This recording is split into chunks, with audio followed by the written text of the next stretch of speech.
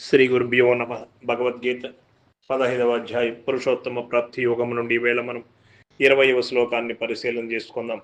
ఇతి గుహ్యతమం శాస్త్రం ఇదముక్తం మయా నగ ఏతద్బుద్ధ్వా బుద్ధిమాన్ స్యాత్ కృతకృత్యచ్చ భారత. భగవానులు చెబుతూ ఉన్నారు, ఓ భరత వంశ శ్రేష్ఠుడవగు పాపరహితుడవగు ఓ అర్జున, ఈ ప్రకారముగా అతి రహస్యమైనట్టి ఈ శాస్త్రమును నీకు చెప్పి తిని దీనిని చక్కగా తెలుసుకొనిన వాడు జ్ఞానవంతుడును కృతకృత్యుడును కాగలడు. ఇంతదనుక చెప్పబడిన ఈ గీతా శాస్త్రమునంతను చక్కగా తెలుసుకొనిన వారికి కలుగు ఫలితమును ఇచ్చట వచించుతున్నారు పరమాత్మ. తాను గావించిన ఈ బోధ ఎంతయు అతి రహస్యమైనదని గుహ్యతమం మొట్టమొదట భగవానుడు పలికింది. కనుకని గుహ్యం అని గాని గుహ్యతరం అని గాని చెప్పక గుహ్యతమం అని తమ ప్రత్యయ పదమును ప్రయోగించి బోధ యొక్క అతి గోప్యత్వమును పరమ రహస్యత్వమును వెల్లడించిరి. సామాన్యముగా అతి రహస్యమైన విషయమును మహనీయులు అందరికీ చెప్పరు. యోగ్యత కలిగిన వారికి అధికారికి చెప్పుదురు.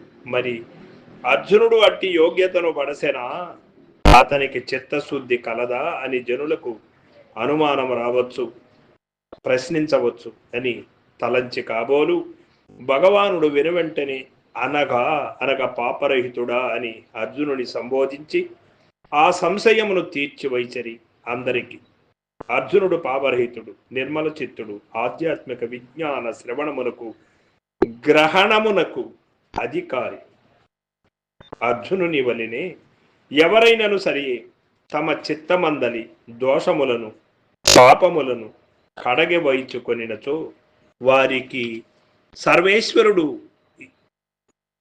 ఏ మహనీయుడగు గురువు ద్వారానో లేక ఏది యొక్క నిమిత్తము చేతనో బ్రహ్మతత్వము ఉపదేశింపజేయును, లేక స్వయముగానే అట్టి ఆధ్యాత్మిక జ్ఞాన గ్రహణానుకూలమగు దీశక్తిని వారికి కలుగజేయును.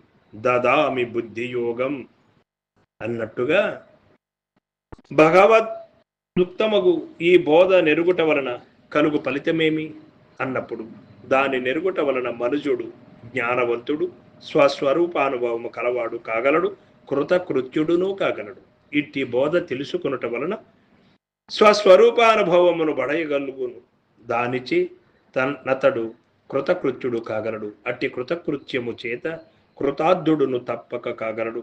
ప్రపంచములో ఏ ఇతర కార్యము చేయ కూడా మనుజుడు కృతకృత్యుడు కాజాలడు. ఒక్క బ్రహ్మ విద్య చేతని ఆధ్యాత్మ జ్ఞానము చేతని అతడు కృతకృత్యుడు కాగలడు అని భగవానుడు చెట ఏతద్బుద్ధ్వా బుద్ధిమాన్ శాకృత కృత్యచ్చ అను వాక్యము ద్వారా స్పష్టముగా చెప్పి వైచిరి. కావున ధన్యులు కృతకృత్యులు కాదలించిన వారు, జన్మ సార్థకత నొందదలించిన వారు భగవానుని ఈ వాక్యముపై విశ్వాసముంచి గీత ఎందు తెలుపబడిన పరమార్థ రహస్యములని నెల్ల చక్కగా అభ్యసించవలేను.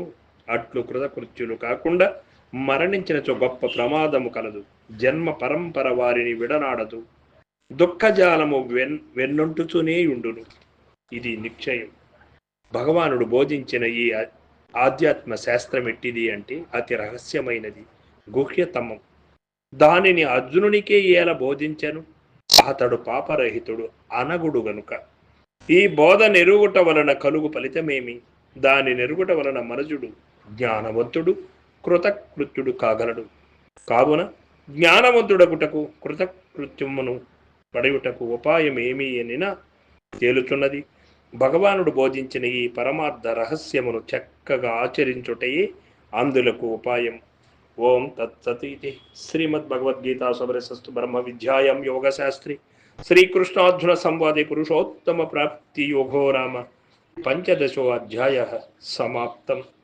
సర్వం సద్గురు పాదార్పణమస్తు.